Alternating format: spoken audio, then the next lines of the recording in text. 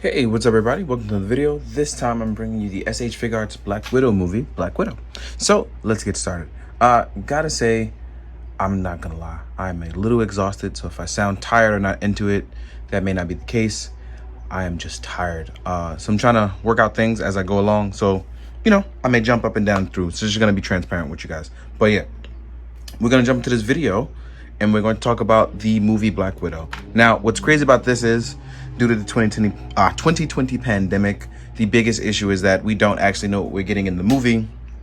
We just know that we actually have the toy now, like the Marvel Legends, before the actual movie. Normally, that's something that kind of, it doesn't normally happen with an import. So it's cool to kind of see this happen. But in retrospect, it's also like, damn, shit is kind of crazy. So yeah, let's get into the video and let's talk about it. Now, if you've been happy with your Black Widows so far, I don't think you'll really be even remotely disappointed at this one. I think the biggest issue with this one is that the sculpt is going to be a little different because we are unsure if we're portraying a younger Black Widow, an in-between Black Widow, somewhere was going on. We don't know what's happening. I know we do cover the past, but we don't know if we're covering some part of the future as well, or right before Endgame. It can cover in between Infinity War and Endgame. We just don't know. But yeah.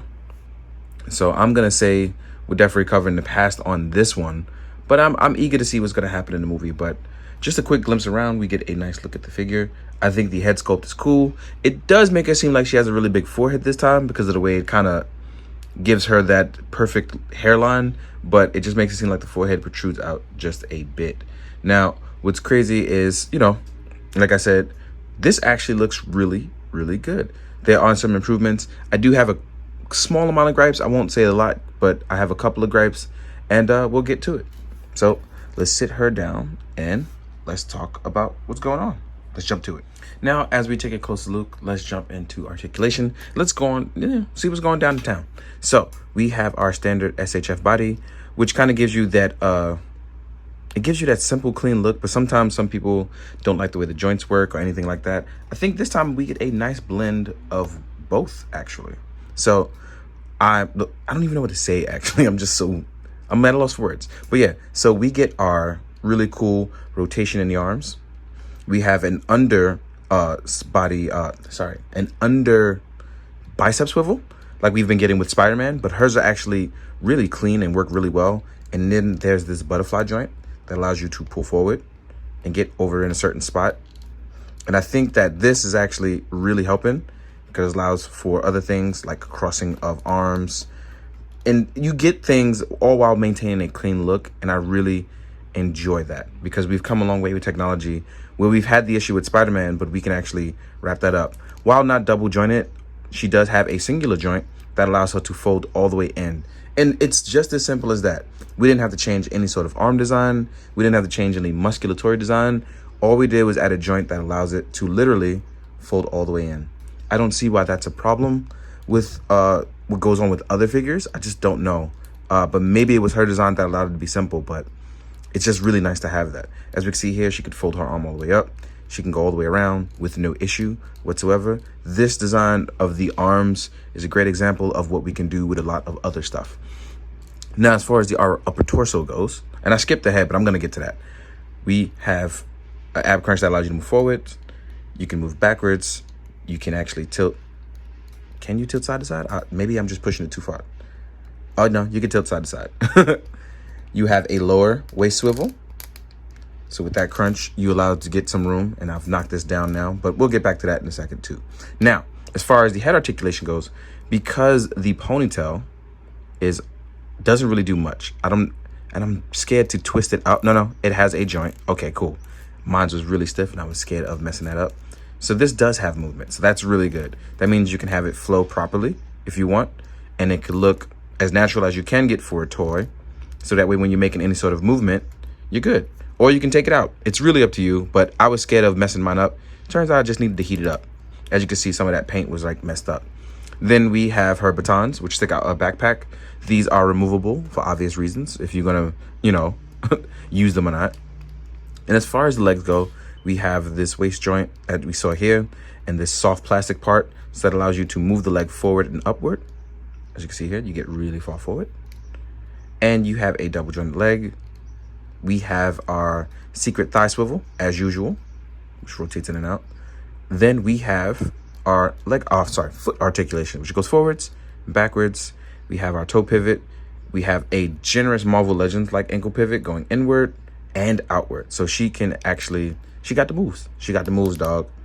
So as far as kicking, the standard front kick, that movement is pretty solid. Let's get that movement. Yep. Standard front kick. We have the slides. We have our jumping knees. Let's say you're jumping from the top of a building. You want to get your Daredevil and Elektra on. Yeah. This is a great example of how you do a figure really well, learning from what you did before and having it now. I think this is a really nice figure. While the Marvel Legends is nice as well, I think this one definitely takes the cake and it's one of my favorites. There's no real hindrances in articulation. There's nothing really bad that I can say about it. Well, like I said, one of my gripes was going to be I couldn't move the hair, and I found out that I could. So I don't really have an issue with that. But yeah, so actually, this is a really good pose, actually. So I found a new pose as I was doing it. So sorry, y'all, I want to pose that up. Make sure I capture it on camera so I can try to recreate this in a photo. But yeah, so now let's jump into her accessories. Now, I think this is more of becoming a personal preference as I kind of evolve as a photographer and a toy collector, and not really a gripe. The only other issue is I'm kind of getting done with part swapping, and I'm really liking to enjoy certain things. Like the batons on the back, that part doesn't bother me. But her weapons on the side are removable. And it would have been nice to just have tiny little holsters that can take the guns in and out. But the swappable part thing is my personal gripe. Other than that, it doesn't actually take away from the figure, which is pretty dope. Oh, by the way, you can actually swivel the arm as well too. Totally forgot about that. And that is a great nod to the more they've learned. So let's stand her up. And now next up, guys, let's talk about the accessories, right? Now we're going to jump into accessories. First things first, let's go over the hands, because we get our standard hands. So we have our open action 3-point landing hands, our mushing somebody's face hands, standard stuff that you get with Black Widow. That's her staple. One of the other things you'll get is that we actually get proper trigger hands now. And I thought that was nice to have for once, that we get proper trigger hands. They actually point all the way in on the weapons. And like I said, since these are part swap and I can show you the weapons, we get some pistols. And the hands actually land in towards the actual trigger. They actually land on it. So that's nice. And you do get 2 of each. And then you get replacement parts for those hip holsters to show that they're empty when they don't have the guns in them. So that way you can have some actual, accuracy to what you're doing. Or you can have guns within guns. I actually don't see a drawback in that one, honestly. Then we have our open relax hands. Pretty dope. These ones, they come a long way when you want to do poses that aren't always super actiony. I know a lot of things don't get credit for stuff like that, but relaxed hands do go a long way. Then you get your standard baton holding hands, which, you need them to hold your batons. And since you have batons here to swap it up, I'm not sure, because I don't think I've ever actually used these ones yet. These ones are simply one piece. Let's see if you slide it in from the bottom, or do you throw it through the top, or do you put the lime in the coconut? So, there it is. So you actually open these ones up, and you're going to slide the hilt from the bottom. Sorry, the handle in this case. You slide it through, and then you plug back in, and then you have your baton in hand. I didn't use those yet, so that's my fault, y'all. Then we have the sickle. Now, we don't know what this is used for yet. I'm assuming it's used for that one trailer scene we saw. We should have gotten 2 of these, but we only got 1. So that's a little bit of a bummer, but, it is what it is. And this is going to be the same way as the previous one on the handle. So you get 1 sickle. I was hoping we would have gotten 2, but I'm assuming this is going to be for that zipline part. I'm going to try to recreate that. I thought that was fun, and I'm going to try something new figure-wise, right? At least for my photography. Last but not least, this is the one thing I wish we would have gotten a lot sooner, and it would have been great to have, is that the Widow Sting effect part, right? So it's blue here because it's probably going to shoot blue energy blast. And it would have been great to have this because this is a Black Widow staple. She almost always has these in every iteration of what she's doing. And it would have been great to have this for previous figures, but we didn't. We only got it now. So that kind of bums me out. But the Marvel Legends did it, so now SHF has done it. And I wish we would have gotten it sooner because it would have been dope as hell. But yeah, overall, I gotta honestly say, I am thoroughly surprised and enjoyed by the Black Widow figure. It came out a lot nicer than the other ones. And the other ones are a gradual proof of progression as of starting one way and then getting another. We've got probably one of the best Black Widow figures there are.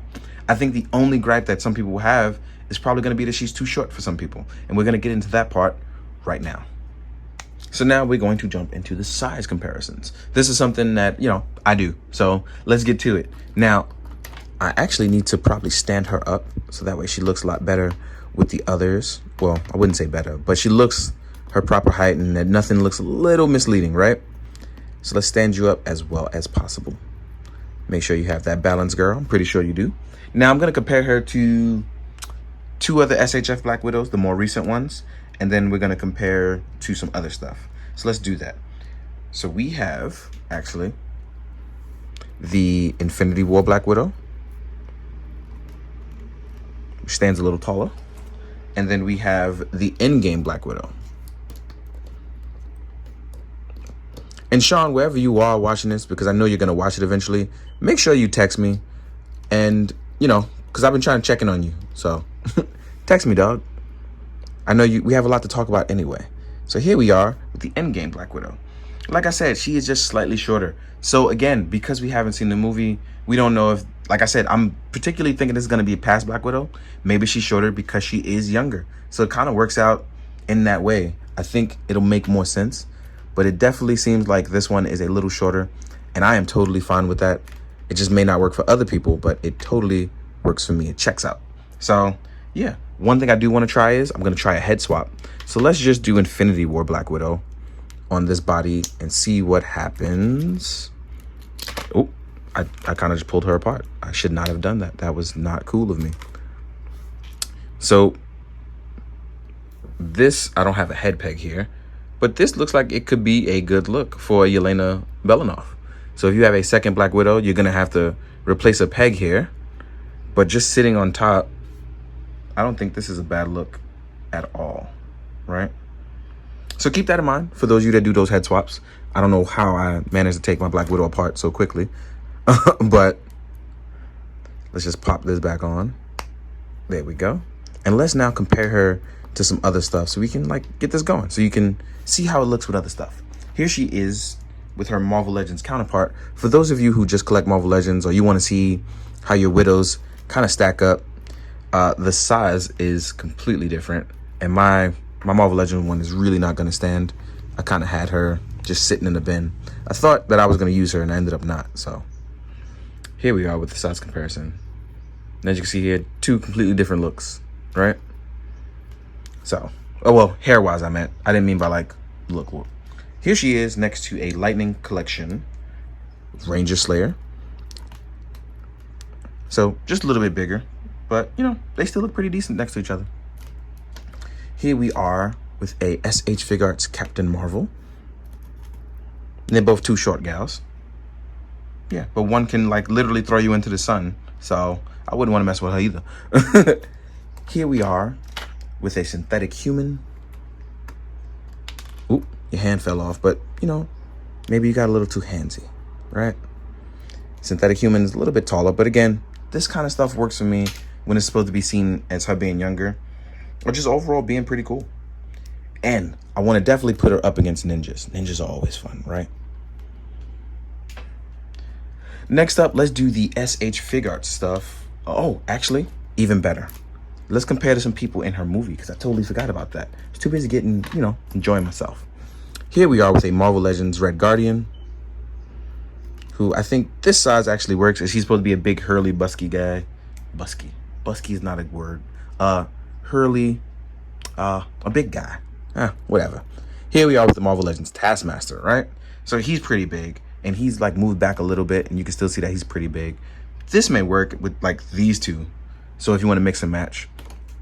And in case, here she is next to Hawkeye, aka Ronan, aka Jeremy Renner, aka whatever. So you can use these two as like maybe your Budapest mission. Kind of have some fun, right? you can definitely mix those two up timeline wise. Then we have the SHF Taskmaster. So here we are, the SHF selves. And again, I even think this one works. Not too big, not too small, kind of just in between. So this definitely works out for me. Again, you know, it may not be for everyone. It may not be towards your taste or preference. But I gotta honestly say, in terms of the SHF Black Widow, this one is probably one of the best, if not the best. So I really, really think that that's dope, right? Next up, last but not least, we're just gonna put SHF Cougar in there. He wasn't even needed, but I felt like he should make an appearance. In the meantime, guys, I hope you enjoyed. Hope you found this informative. And as always, please be good, do good, drink your water, guys. Later.